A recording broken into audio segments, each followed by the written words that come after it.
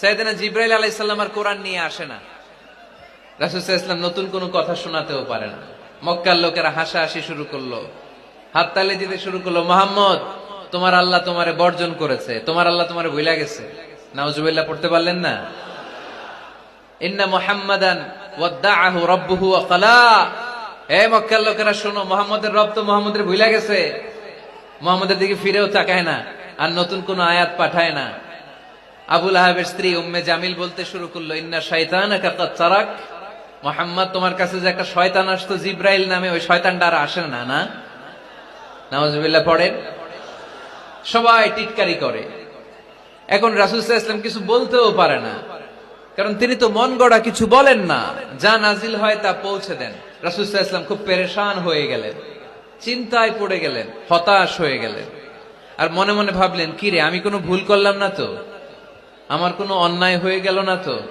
এত অপেক্ষা করতেছি, আকাশের দিকে তাকিয়ে আছি, নতুন আয়াত আসে না কেন? আমি কবে নতুন আয়াত শোনাবো?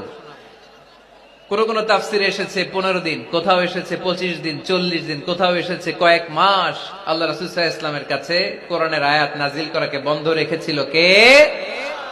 নাজিল হয় না, তিনি কোরআনের আয়াত শোনাতেও পারেন না। আমরাও মাঝে মাঝে এরকম হতাশ হই, কি রে, ব্যবসা করলে লস, চাকরি হয় না, অসুস্থতা, মনে হয় আল্লাহ বোধহয় আমাদেরকে পছন্দ করে না, এরকম টেনশন আমাদেরও আছে না নাই? রাসূল সাল্লাল্লাহু আলাইহি ওয়াসাল্লাম যখন টেনশনে পড়ে গেলেন, আল্লাহ তাআলা এই সূরা নাজিল করার মধ্য দিয়ে আল্লাহ রাসূল সাল্লাল্লাহু আলাইহি ওয়াসাল্লামের টেনশন দূর করে দিলেন। চিল্লায় পড়েন সুবহানাল্লাহ। রাসূল সাল্লাল্লাহু আলাইহি ওয়াসাল্লামের পেরেশানি দূর করার জন্য আল্লাহ নাজিল করলেন, ওয়াদ-দুহা ওয়াল লাইলি ইযা সাজা মা ওয়াদ্দাআকা রাব্বুকা ওয়া মা ক্বালা।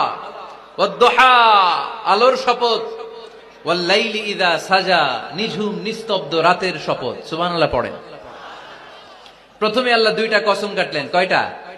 দুইটা। প্রথমে দোহা, প্রভাতের সূর্য কিরণের শপথ, আলোর শপথ। এরপরে অন্ধকারের শপথ কাটলেন।